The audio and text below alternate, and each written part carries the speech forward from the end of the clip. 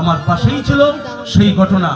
ওখান থেকে বেশি দূরে না, ওদিকে দেবদাসকে জ্বালাচ্ছে গাছে বাঁধিয়া, আর আমি কীর্তনে ছিলাম বড় আতঙ্কে যে কি হয় এই দেশে।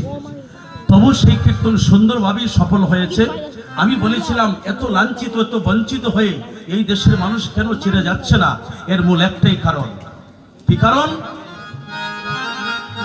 যে দেশে গৌরাঙ্গ নাই গো, আমি সেই দেশে না যাব, আমি সেই দেশে না যাব। আমি গৌরাঙ্গ মুখ জনা মুখ না হেরিব। এই গান যারা নাচ নৃত্য করতে করতে গায়, হাসতে হাসতে গায়, আমি বলবো তার মধ্যে জীবনে প্রেম সৃষ্টি হবে না। এত গভীর কথা। কি বলছে? যে দেশে গৌরাঙ্গ নাই, আমি যদি ওই দেশে মৃত্যু হয়, আমি গৌর দেশে থাকতে চাই। আর যারা গৌরকে ভালোবাসে না, যারা গৌর কথা শুনে না, গৌরের নাম শুনে যাদের প্রেম সৃষ্টি হয় না, আমি তার সঙ্গ করবো দূরের কথা, আমি তার মুখ দর্শন করতে চাই না।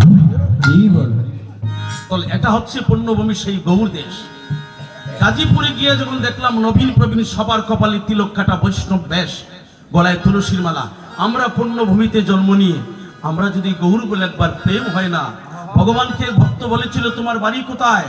বলে আমার বাড়ি হচ্ছে মণিপুরে। যদি কেউ বলে এই গ্রামের কোনো লোককে তোমার বাড়ি কোথায়, বলবে না সোনাপুরে। তখন পরে সোনাপুর যদি বলে ডাকা যাওয়ার পরে বলবো সোনাপুরে এটা কোন থানা পড়ছে, এটা বলতে হবে না। গ্রাম তো আর সবাই চেনে না।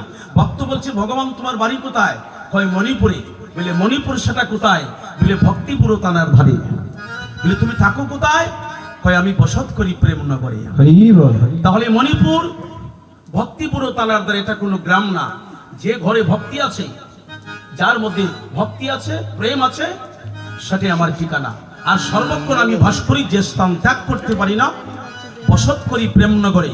যারা কৃষ্ণ বলি, গৌর বলি, যারা প্রভুর চরণে আত্মসমর্পণ করিয়া, যারা গৌরাঙ্গ বলিয়া কান্দে রে, যারা গৌরাঙ্গ বলিয়া কান্দে,